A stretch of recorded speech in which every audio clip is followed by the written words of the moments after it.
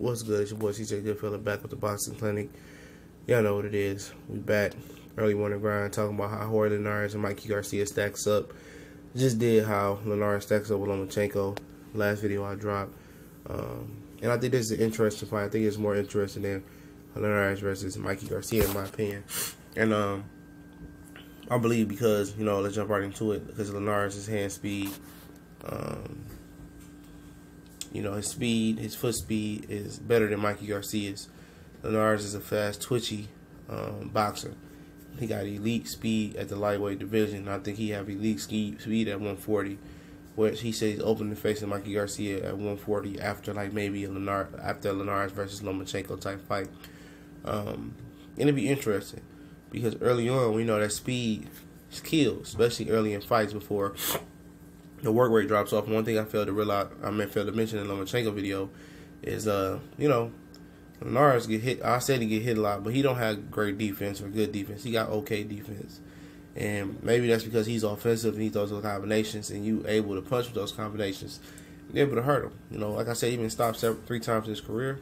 And it'd be interesting to see, the growth and see if he learned his lesson from giving those guys those opportunities to hit him. And I think, with a guy like Mikey Garcia, he's going to need to shorten those combinations at some point in the fight. He likes to fight in spurts, and I think he needs to kind of pick his shots and fight behind his speed a little bit more. Kind of shorten the combinations of probably pick a 1-2, put a 1-2 and a body shot behind him. He's an excellent underrated body puncher from what I seen last night. But beating Luke Campbell and Corella don't make you a pound-for-pound fighter. I said in the last fight, he needs that elite S-type win over Lomachenko or Mikey Garcia, in my opinion. And till he gets that victory, he's just gonna be a guy at 135 pounds or wherever he chooses to go. But it is what it is. But Mikey Garcia and his team were saying that the reason he got the WBC shot is because Jorge Linares ducked Darchinyan. He said Linares' team didn't want any issues with Darchinyan, maybe because Darchinyan was a big puncher, and Linares has a history of being cut and being stopped in fights, 3 times. And Mikey Garcia would basically have to stalk Linares down, and Linares does get tired in fights. I don't know, because he throws so many combinations and he fights in spurts sometimes, and he seems to be a fast starter and fight fast, but I don't think he could sustain that work rate, and he kind of tired out last night versus versus the guy that he was fighting. That it's lose my mind right now who he was fighting, but he did slow down. But where's his Gusta? Sorry, Gusta.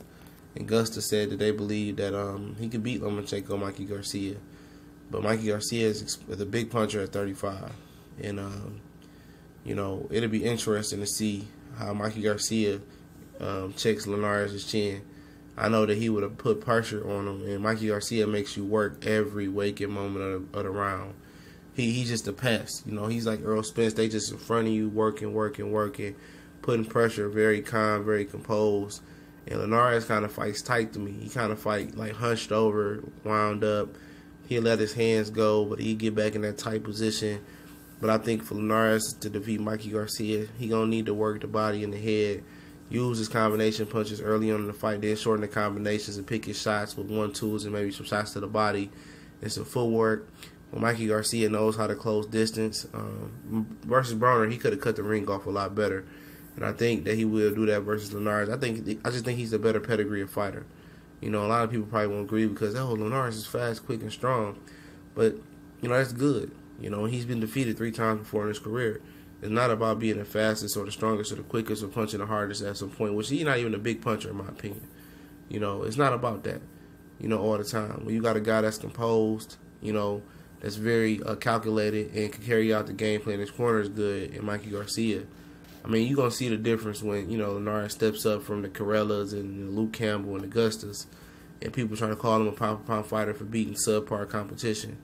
Then when he steps up versus like Garcia and Lomachenko, you will see it's a big difference. That hand speed and all that footwork, you'll see what guys, like them do with that. They know how to do it. They know timing.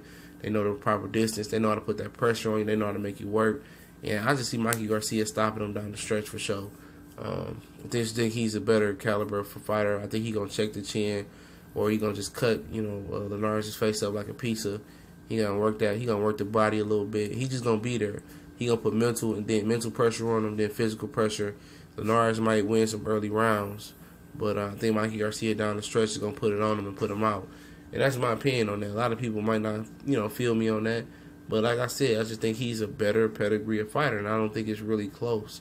People trying to make, HBO trying to make something seem what it ain't. And Linares is a solid fighter, but at the end of the day, he hasn't beat elite competition. And I see Lomachenko even moving up, and Mikey Garcia coming back down as elite competition. And he's a good fighter, Linares, but he's nowhere near Mikey Garcia in my opinion. But he could win. But we